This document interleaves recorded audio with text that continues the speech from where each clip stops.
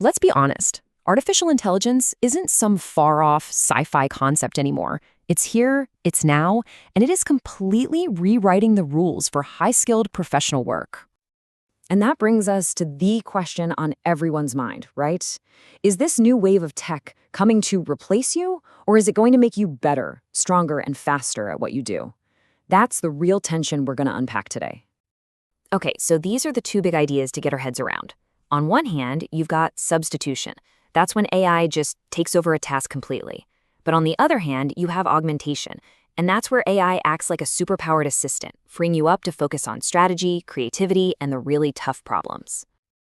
All right, so here's our game plan. First, we're going to pop the hood and look at the actual AI tools driving all this. Then, we'll see them in action, out in the wild. After that, we'll tackle the biggest roadblock, ethics. And finally, we'll lay out a survival guide for the future. So let's get into it. What's actually in this new AI toolbox? Well, there are three key pieces of tech that are really shaking things up, and you need to know what they are.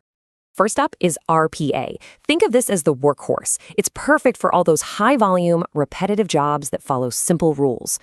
Data entry, filling out forms. It's basically a software bot that mimics your clicks and keystrokes, but it never gets tired and it never needs a coffee break. Next, we take a big step up to AI and machine learning. Now, unlike RPA, which just follows a script, ML actually learns from data. It's the data detective. It can sift through mountains of information to spot patterns, predict what's coming next, or flag something that just doesn't look right.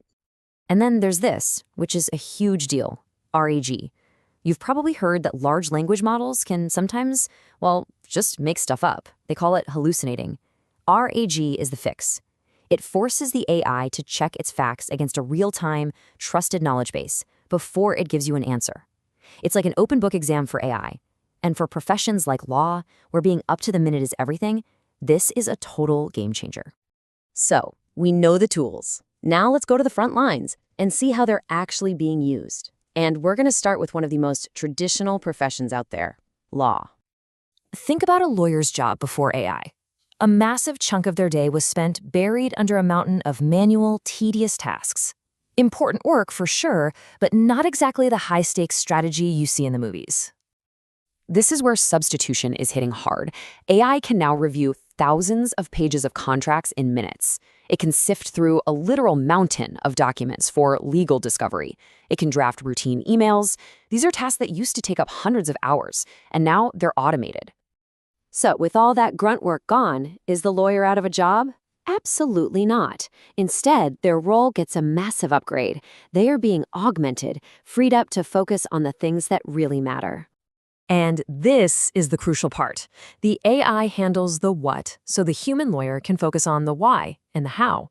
We're talking about the truly human skills, crafting a brilliant legal strategy, providing sensitive ethical advice, and looking another person in the eye during a tough negotiation. An AI can't do that. Okay, let's switch gears and jump from the courtroom to the world of accounting and tax. Because over here, AI has kicked off something pretty wild.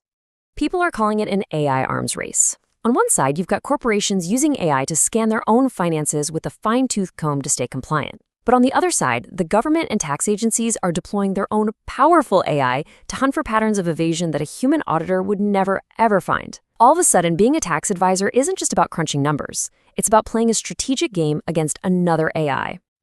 But here's the thing. Just because the technology can do something doesn't mean it should. And this brings us to what might be the biggest barrier of all. It's not technical. It's human. It's about ethics and trust. This quote just nails it. It's not about whether an AI can technically do the job. The real question is, can an algorithm bear the profound ethical weight of being a professional? Can a piece of code truly understand duty of care or client confidentiality? In fact, using AI introduces a whole new set of ethical responsibilities. Now you have a duty to actually understand the tools you're using. You have a duty to tell your clients that you're using them, and you have a critical responsibility to make sure that AI doesn't leak or misuse the sensitive data you've entrusted it with. So with all these changes in tech, in ethics, what's the playbook? How do you make sure you're the one being augmented and not the one being substituted? This table here really lays it all out. Look across the different professions. The specific tasks getting automated might be different, but that last column, new strategic role, it tells the exact same story every single time. The future isn't about doing the task, it's about becoming a high-level advisor and strategist. And that leads us to the single most important takeaway from all of this. Learning how to use these tools, getting good at them, it's no longer just a nice idea to get ahead. It is becoming a core professional requirement. It's the new duty of competence. Ultimately, the real battle isn't AI versus humans. It's much simpler. It's going to be professionals who use AI versus professionals who don't. The technology is a tool, and the future belongs to those who learn how to use it. So that leaves us with one final critical question that you have to ask yourself. In your career, as this technology keeps accelerating, which side are you going to be on?